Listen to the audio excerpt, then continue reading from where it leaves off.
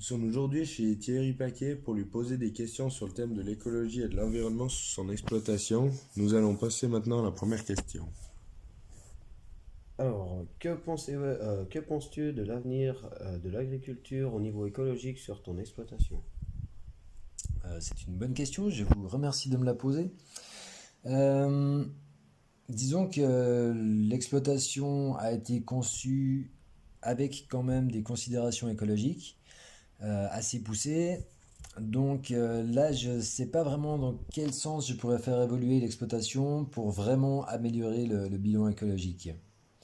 Il y a eu des projets pour faire une installation de méthanisation. Ce projet n'a pas abouti pour des raisons purement politiques que je déplore.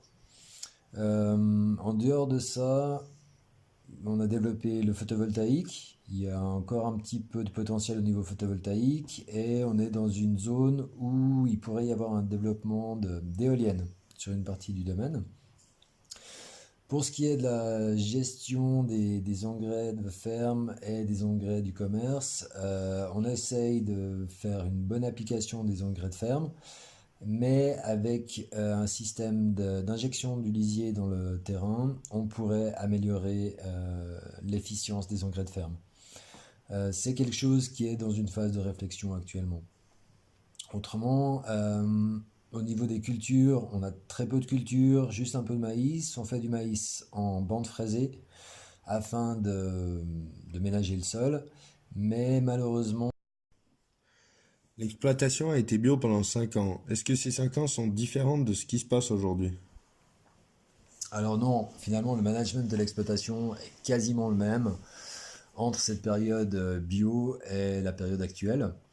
Les seuls changements, c'est la non-utilisation durant cette période de environ 20 grammes d'herbicides pour la gestion des rumex et on va dire environ une à deux palettes de nitrate d'ammoniac pour booster un petit peu les prairies qui ont un peu de peine.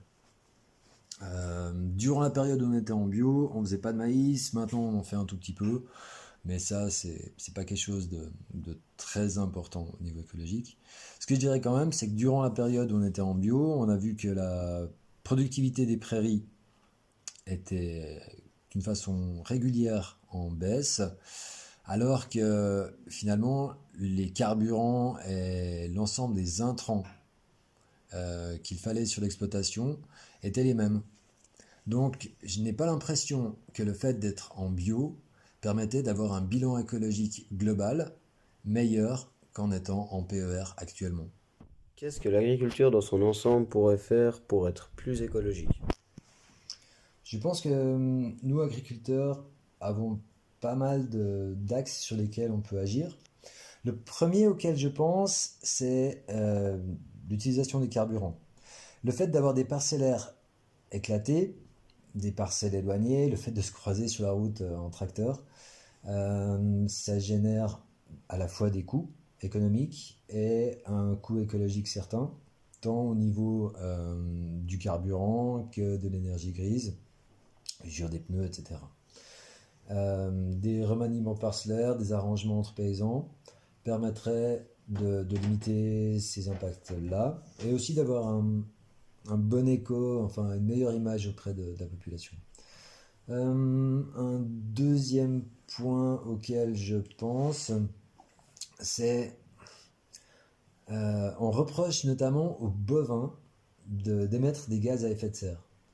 Les bovins sont là vraiment pour valoriser des herbages.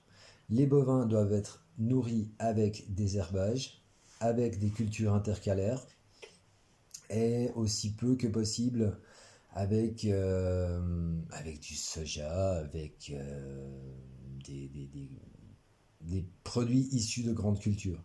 Et donc, les animaux doivent aussi peu que possible être en concurrence avec les humains pour leur alimentation. Ici, on fait du bovin, c'est clair. Il y a eu des questions sur est-ce qu'on se lance dans la production avicole ou production porcine.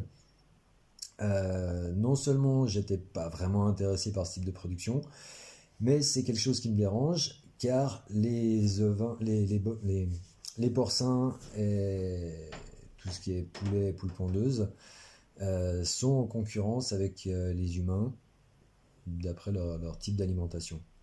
Je pense qu'il faudrait réfléchir au type d'animaux que l'on élève et qu'on engraisse sur nos exploitations. Maintenant, ça c'est aussi lié aux attentes de la population. Les gens sont mal informés et ils ont des attentes qui sont vraiment contradictoires. Il y a une prise de conscience de la part d'une certaine partie de la population sur les impacts écologiques de l'élevage, mais il y a une méconnaissance très importante de la complexité de ce type de problématique.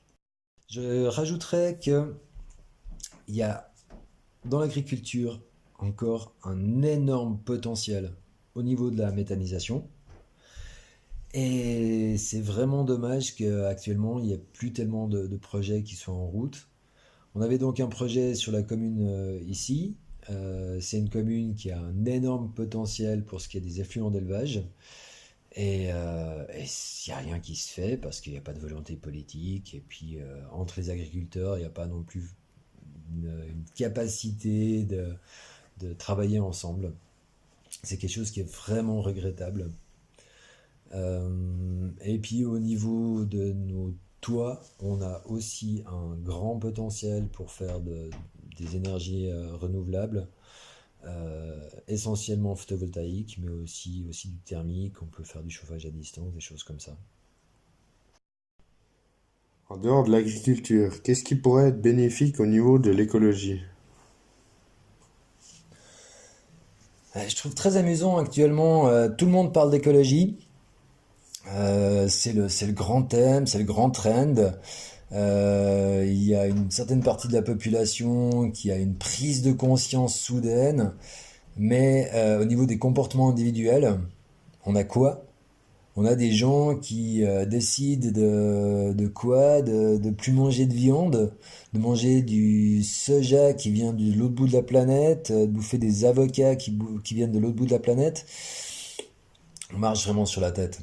Maintenant, si on veut vraiment avoir un impact écologique fort dans ses choix de vie, c'est pas en passant à une voiture électrique avec laquelle on va faire des milliers de kilomètres chaque année pour aller bosser à 100 km de où on vit, aller en vacances super loin. Non, ça c'est des cacahuètes, c'est vraiment des décisions qui ont un impact très très faible.